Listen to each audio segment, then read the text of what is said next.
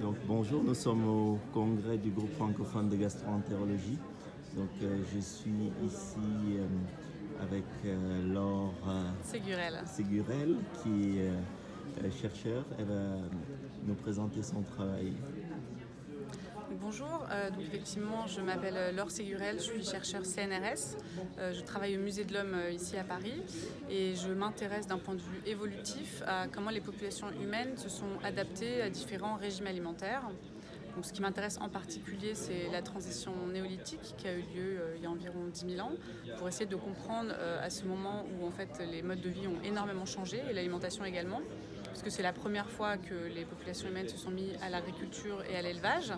On était chasseurs-cueilleurs depuis la plus grande majorité de notre passé évolutif.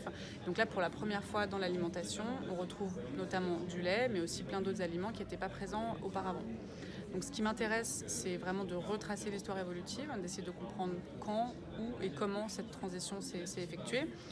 Mais aussi, évidemment, il y a des implications aujourd'hui sur les différences entre populations humaines, entre groupes ethniques, sur des différences génétiques qui vont pouvoir expliquer ensuite des différences, soit effectivement de maladies, de tolérance à certains aliments ou certains médicaments ou autres. Donc j'ai travaillé un peu sur l'adaptation à la consommation de lait pour essayer de comprendre qu'est-ce qui réellement a créé une pression de sélection aussi forte au moment du néolithique, puisqu'en fait on sait qu'il y a eu des coefficients de sélection qui ont été très très forts et les individus qui savaient à l'âge adulte digérer le lait, c'est-à-dire qui continuent à exprimer la lactase à l'âge adulte, ont une probabilité de survie et de reproduction plus importante, bien plus importante que ceux qui ne le peuvent pas. Donc c'est vraiment un enjeu de survie et de reproduction, en tout cas dans les populations où il y a du lait. Évidemment, dans les autres populations, ça ne change rien si on est persistant ou pas à la lactase.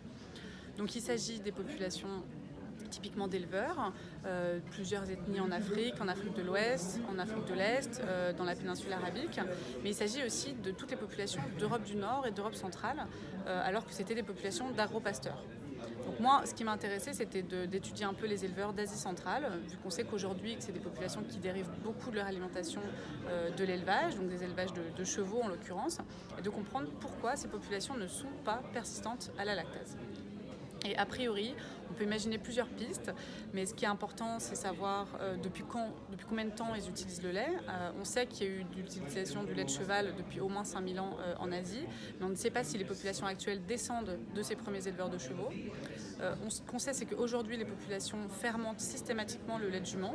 Donc c'est possible que ça leur donne naturellement des probiotiques qui permettent de mieux digérer ensuite d'autres produits laitiers. Et enfin, on explore aussi des pistes pour savoir si leur microbiote, leur flore intestinale, leur a permis d'aider à avoir moins de symptômes, moins de diarrhée en consommant des produits laitiers. Donc les questions qui restent ouvertes, c'est quand même pourquoi est-ce qu'eux ont moins de persistance à la lactase que d'autres populations d'éleveurs, et aussi, dans le sens inverse, pourquoi en Europe on est si fortement persistant à la lactase alors qu'on était des agro-pasteurs et pas des éleveurs, et qu'on retrouve cette fréquence très très forte en Europe du Nord, qui est le dernier endroit où le néolithique a atteint l'Europe. Ça a commencé par l'Europe méditerranéenne, ensuite l'Europe du Nord, et pourtant c'est en Europe du Nord qu'on trouve les fréquences les plus importantes. Merci.